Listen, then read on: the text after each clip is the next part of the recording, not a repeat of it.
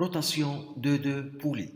Deux poulies, P1 et P2, de rayons respectifs, R1 égale 2 cm et R2 égale 10 cm, sont accouplés par une courroie de longueur L égale 1,57 m.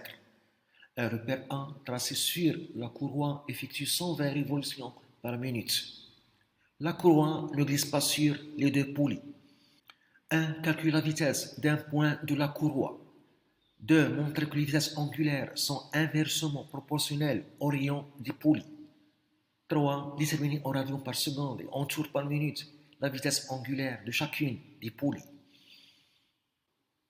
1. La vitesse d'un point de la courroie.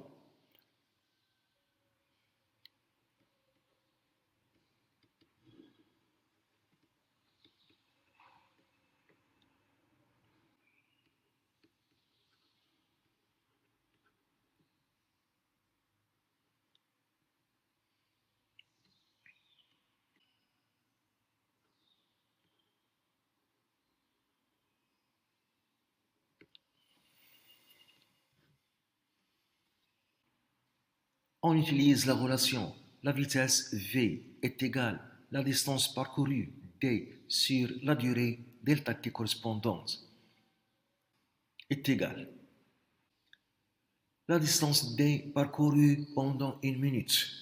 On a 120 révolutions. Pour chaque révolution, la distance parcourue par un point de la courroie et la longueur de la courroie, 1,57 m. Donc, la distance parcourue d pendant une minute, c'est 120 révolutions fois la longueur de la courroie, 1,57 m. Sur la durée correspondante, une minute, qui est égale à 60 secondes, égale. On trouve 3,14 mètres par seconde. 2. Montrer que les vitesses angulaires sont inversement proportionnelles au rayon des poulies. 2. Soit N1, le nombre de tours par minute effectué par la poulie P1.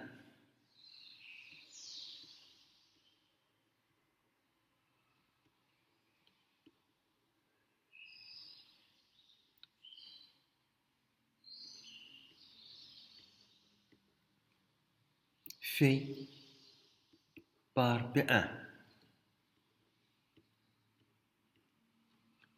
N2, le nombre de tours par minute fait par P2.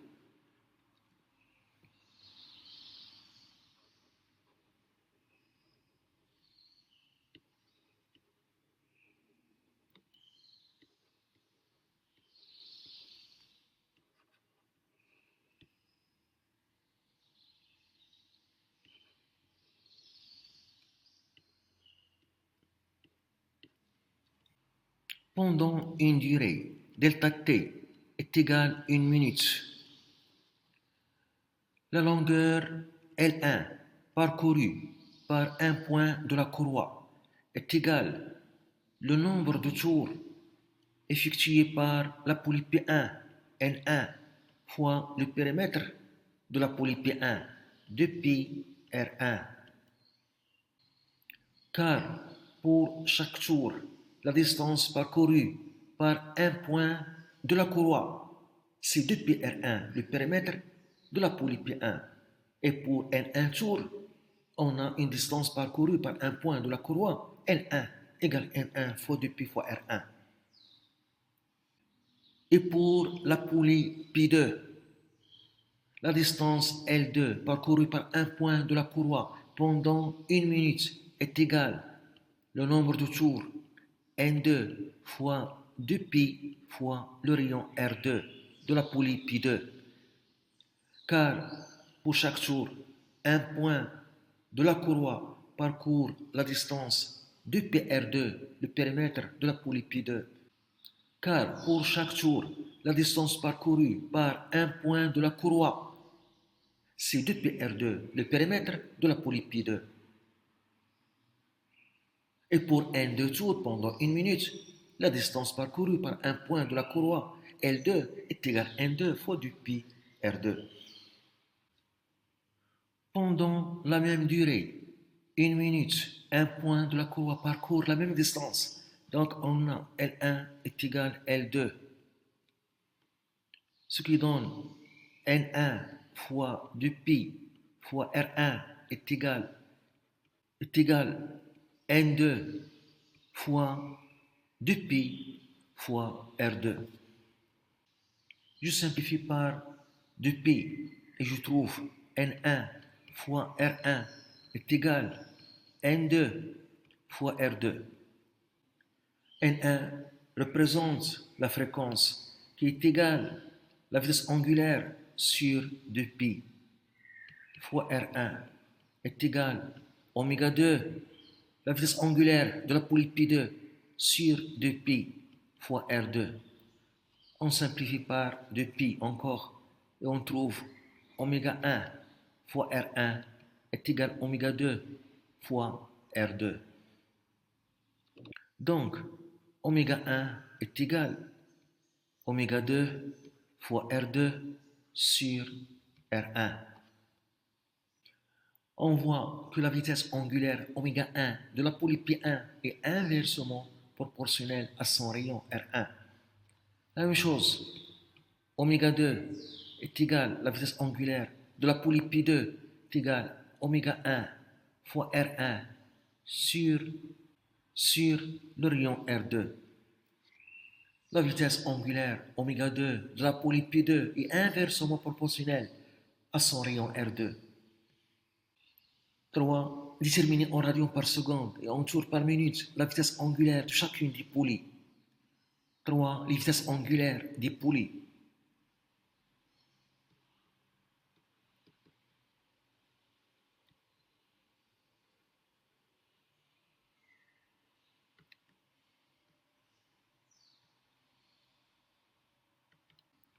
Pour la poulie P1,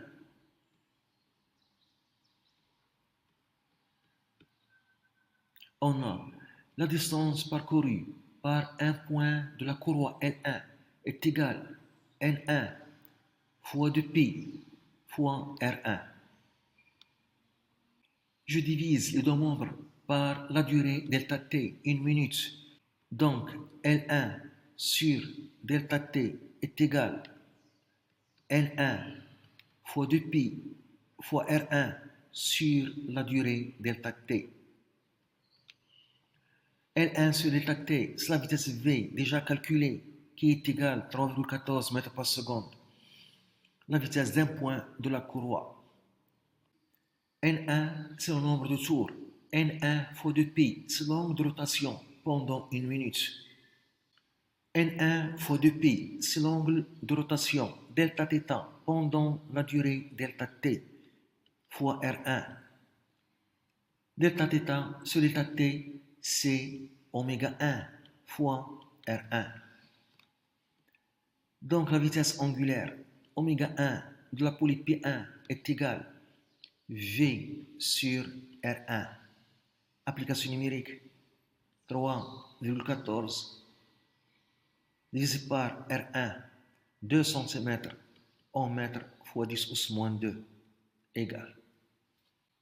On trouve 157 radians par seconde. On a un tour par minute est égal. Un tour, c'est 2pi radians. Une minute, c'est 60 secondes. Donc, on trouve 2pi sur 60 radians par seconde.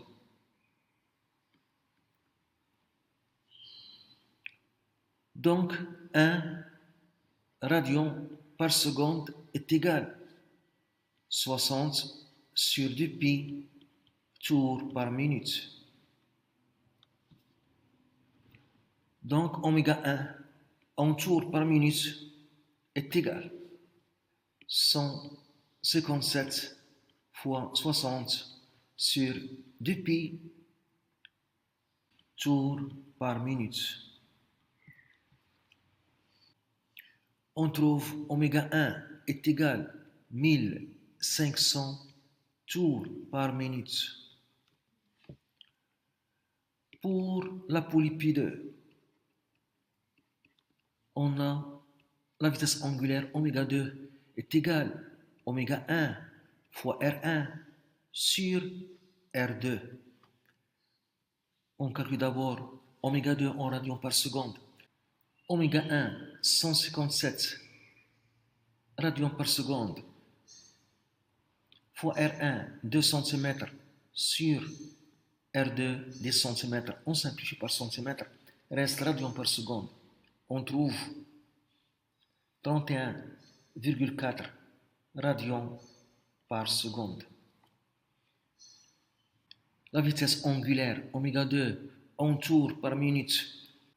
J'utilise la relation de conversion. Je multiplie par 60 et je divise par du pi. 31,4 fois 60 sur du pi égale. On trouve 300 tours par minute. On remarque que la vitesse angulaire oméga 1 de la poulie P1, la plus petite, est supérieure à la vitesse angulaire oméga 2 de la poulie P2, la plus grande.